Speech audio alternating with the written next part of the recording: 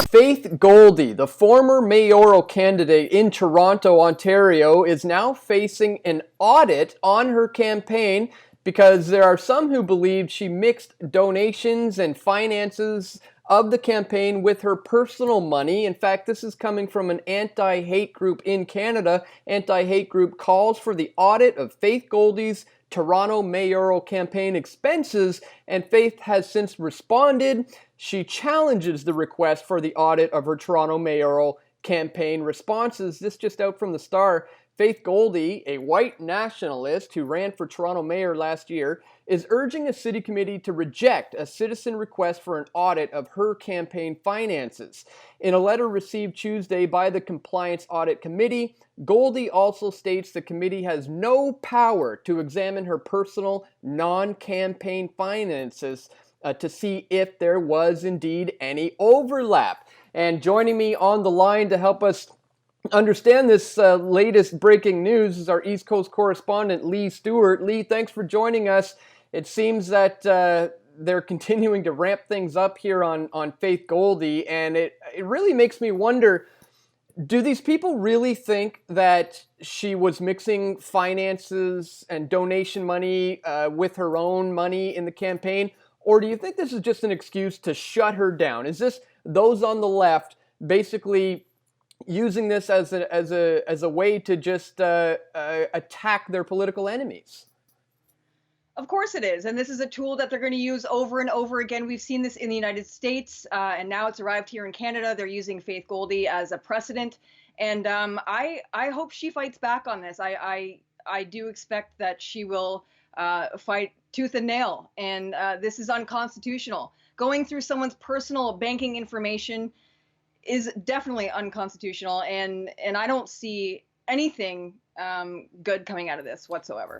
No, this actually could set a pretty dangerous precedent. Let's see what the article has to say about it. It says the three-citizen committee can, upon receiving a request for an audit, order one or reject the application. If an audit finds wrongdoing, the committee can refer findings to a prosecutor for potential charges under the Provincial Municipal Elections Act. And this is all stemming from this guy here, Evan Balgord, Executive Director of the Canadian Anti-Hate Network. He requested this audit, suggesting that Goldy, while soliciting donations for a court challenge against a TV station owner refusing to broadcast her election ads, sought donations of any amount from non-Ontarians. So this is stemming from this one this one organization, Lee. And are you familiar with this anti-hate coalition that has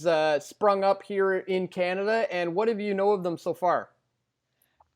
They're pretty hateful for an anti-hate group. I mean, there's speculation that they're also responsible for taking Faith Goldy off of Facebook and other white nationalists as well. I'm not even sure if she's actually said that she's a white nationalist.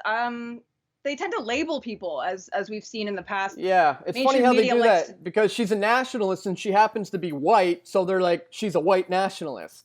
Exactly. Yeah. And as far as I'm concerned, I think I do understand as well that she's had problems with this guy in the past, and I would advise to her to get a restraining order. I mean, is this harassment or, under the guise of, political beliefs? I don't know. Just to basically shut down any opposing views of their own. And we've seen this time and time again, even with Antifa during protests using violence. So like I said, these people are more hateful than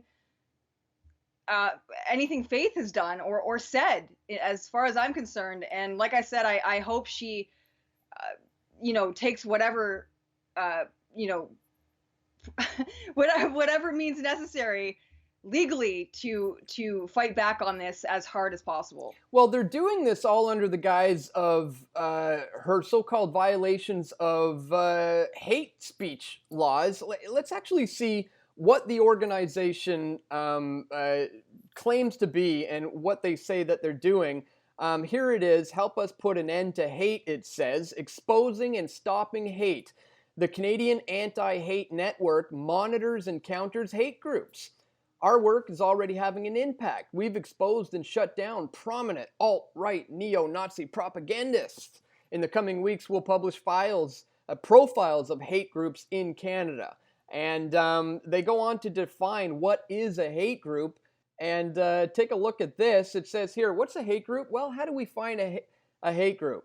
It says a hate group is a group which, as demonstrated by statements by its leaders or its activities, is overtly hateful towards or creates an environment of overt hatred towards an identifiable group as defined in the Criminal Code, the Canadian Human Rights Act, or the Charter Rights and Freedoms. And then they define what those are. Let me pull it up for you here on the screen so you can see it a little bit bigger.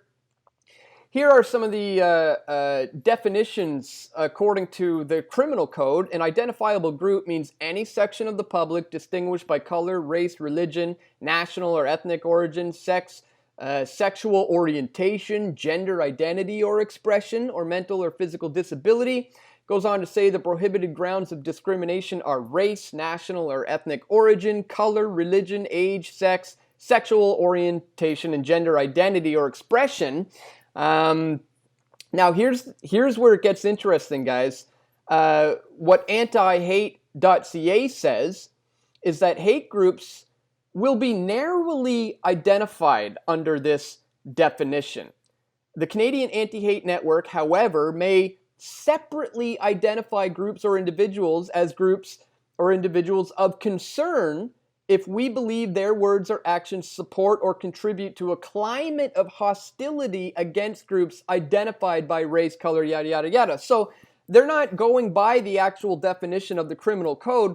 They are essentially saying we will be going by what we narrowly identify under this definition.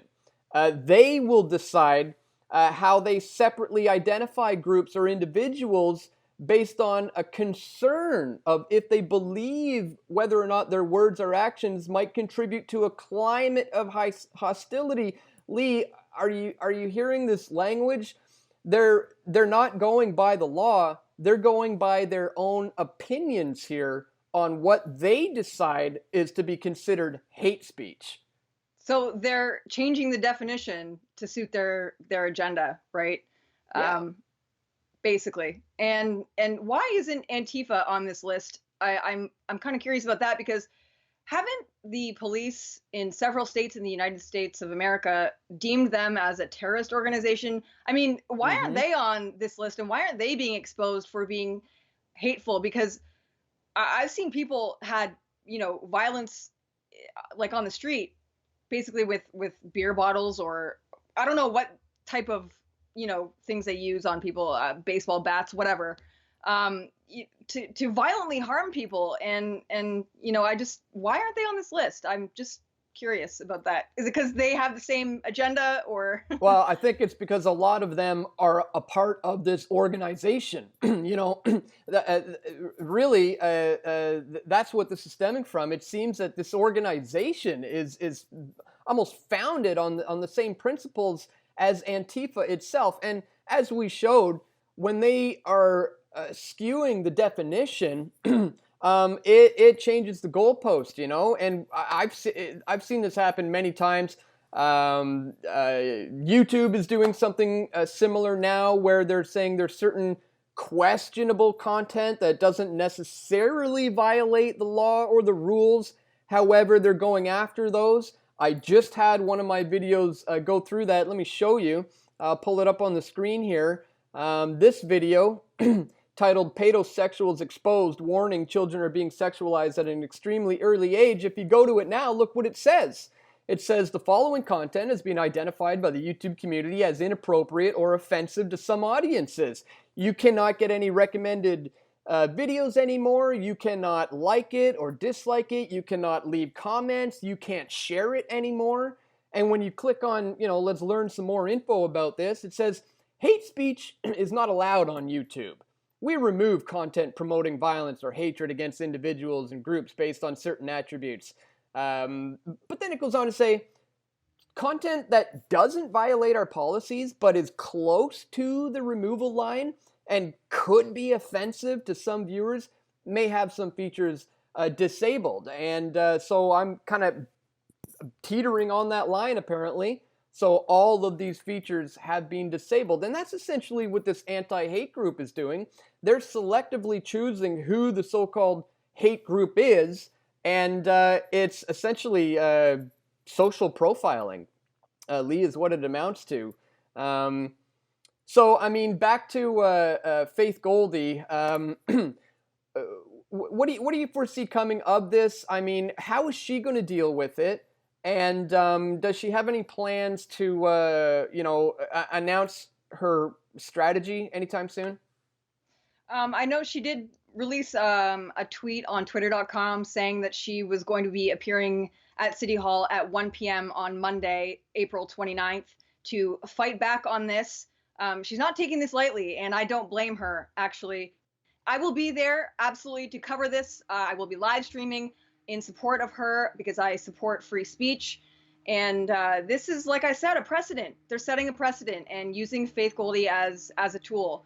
And whatever comes out of this will definitely set the bar for us going forward. Absolutely. Yeah, and I think it will eventually be revealed here that the true intentions of this group is not to find out if she's been mishandling money. It's essentially to shut her down and try to silence her voice. And that's why we need to stick up for people like Faith Goldy or anybody who's going against the status quo and is being effectively, systematically shut down by the left.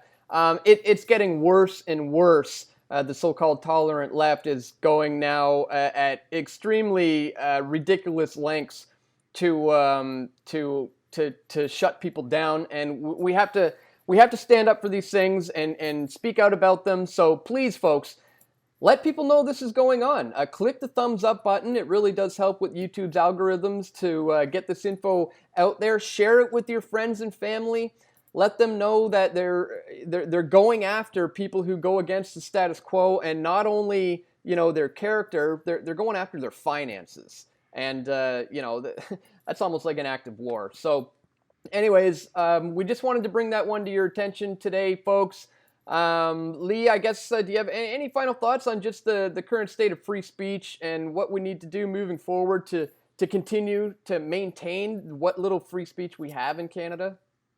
We're seeing George Orwell's 1984 come to life. Like, it's now it's a reality. It's no longer just a novel that we read in grade school. I encourage everyone, if they can, to come out to City Hall in Toronto. 1 o'clock, I think it is 1 o'clock. I'll link the information. I'll forward the information to you. And I encourage everyone to come out. It's open to the public. Everyone's free to film. She has encouraged other people, to come out and support her. And if you do support free speech, I do encourage everyone who can to come out as well. It's a worthy cause. Lee, thanks so much for taking the time to cover the story. We're going to look forward to your reporting on that on Monday. Folks, be sure once again to click the thumbs up button and share this video with your friends and family. Let them know that this travesty is indeed happening. And that's all from myself, Dan Dix, and Lee Stewart from Press for Truth. That's all for today. Once again, thanks for watching, guys, and stay tuned. We'll have more video reports coming soon, so stay tuned. Take care. We all want truth.